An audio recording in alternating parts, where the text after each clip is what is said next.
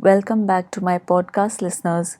We are on episode 69. In the previous episode, I told you about Jasbir Pangu, the football captain, who was a third year student, so a senior. When it was Rose Day at the college, the student committee representatives walked into our classroom to announce which students had received roses.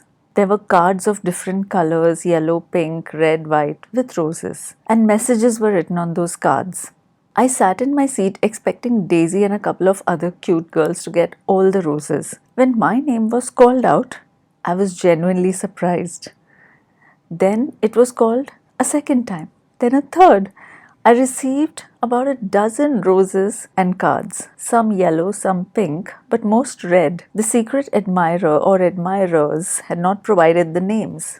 In amazement, I read all the cards with witty and sweet messages. These were written well, and I was impressed. The cards were from more than one person, but I never found out who these others were. I was assuming one was Jasbir. The following weekend was an inter-college football match, and the group asked me to come and watch. Living with such strict parents, I usually anticipated being denied permission for anything that was not an academic activity, so I just declined. On Monday, I heard from the group that Jasbir had made 3 goals and won the match for our team. He had really wished I'd been there to watch him make those goals. The group was friendly towards me, but I did not sense any warmth or true camaraderie from them. When Rishi was introduced to me, he laughed loudly and proclaimed, "Oh, तुम पंजाबी हो, सरदार हो. पंजाबी तो बहुत घी खाते हैं, बहुत ज़्यादा." Meaning Punjabis and Sardars eat a lot of clarified butter.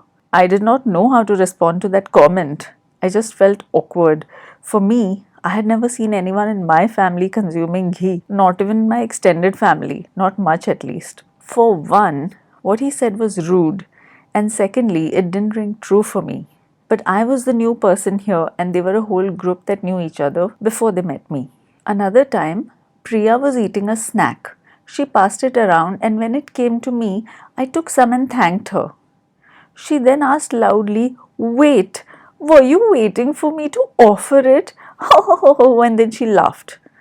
This kind of behavior made me uncomfortable, but I said nothing. The girls kept calling me Bhabhi. Bhabhi basically means sister-in-law, and this also made me uncomfortable. True, they had told me that Jasbir was interested in me, but we hadn't really spent any one-on-one time together. A couple of times, I sat next to him on the katta. "Hey, would you be able to help me transcribe some notes?"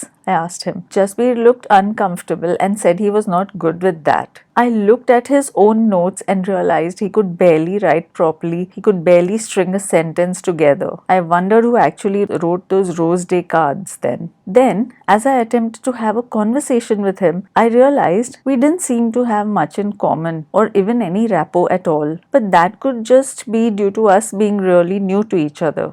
However, as the days passed, our rapport remained stagnant. One day, we were all walking from Ruya College to Matunga station. There was a Softy Icecream shop on the way. Jasbir had us all stop there and asked each of us which flavor of Softy we wanted to have. Excited, I said vanilla. Since I was not allowed to spend money, I had never bought a Softy from there. I was thrilled and looked forward to having one. Then Jasbir started laughing and said, "Well, go ahead and buy it then." He had pranked us, but in my opinion, he was looking forward to becoming my boyfriend. And secondly, we did not yet have the kind of rapport where he could prank me. That's what I felt. I just felt really embarrassed and angry. That was not funny to me. My cheeks were burning with embarrassment. A few days later, I reached home and realized I did not have my purse with me. I panicked. I was so scared to tell my mom. I was already clumsy and forgetful. How did I not even notice that my entire purse was missing? My money, my first class pass, all gone. I sobbed and begged my mother to buy me a new first class pass for the next day's travel. The afternoons were okay in that train, but at 6 p.m. when we left for home, even the first class ladies' compartment was unbearably cramped. As a claustrophobic person who also couldn't be in crowded places, Mom felt my pain and bought me a new season ticket. The next day, when I reached college, I told the group about this. They looked very surprised that I had bought a new season ticket. Those were expensive. Turns out they'd pranked me and stolen my purse when we were all sitting on the katta, and when I wasn't really paying attention to my purse, one of them just swiped it. They probably expected me to look for it after some time, but I didn't. I didn't realize it wasn't there. So they probably thought they'd give it to me the next day. I thought this was cruel. Not only the panic and stress that I went through, but the extra money that we had to spend. My mom saved every possible paisa that she could. She put the money into FDs for our future because dad was not a person who had the foresight or planning to do that. So it fell on her shoulders to do that. To make her spend a big chunk of money unnecessarily and to make me look irresponsible and bad in her eyes when she already had a low opinion of me was a low blow. That was unnecessary tension, and I had good reason to believe that the prank was Jasbir's idea. He was the prankster among all of them.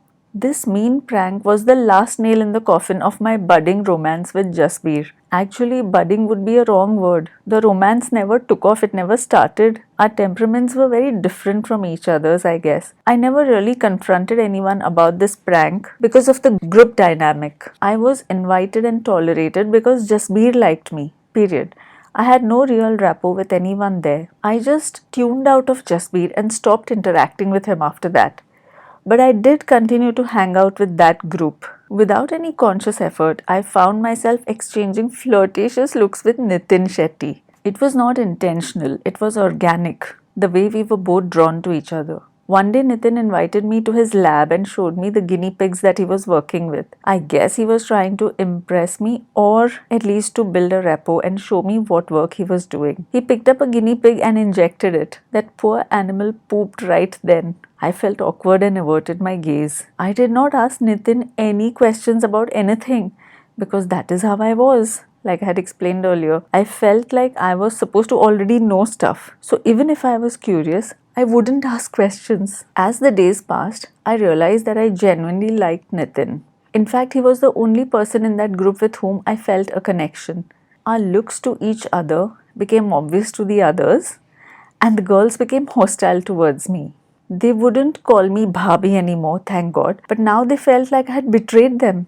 They invited me to their group for Jasbir, but I was now flirting with Nitin. They did not approve. One day Priya invited the group to her house. As we sat there, she told me how she had not wanted to invite me, but the others had convinced her to. I had not known that she had any negative feelings towards me. Certainly not enough for her to think I want to invite everyone in this group to my house except Tiny. For me, that was out of the blue. Suddenly, I felt like a pariah. I did not belong with them. Soon I stopped hanging out with these people. I would quietly go to college and attend lectures and then go back home. I would sometimes see Nitin walk by my classroom window. At the time, I did not know that he was doing it just for me. I thought he happened to be passing by and happened to see me. I'll tell you more about this in the next episode. Till then, stay healthy, stay happy. Bye for now.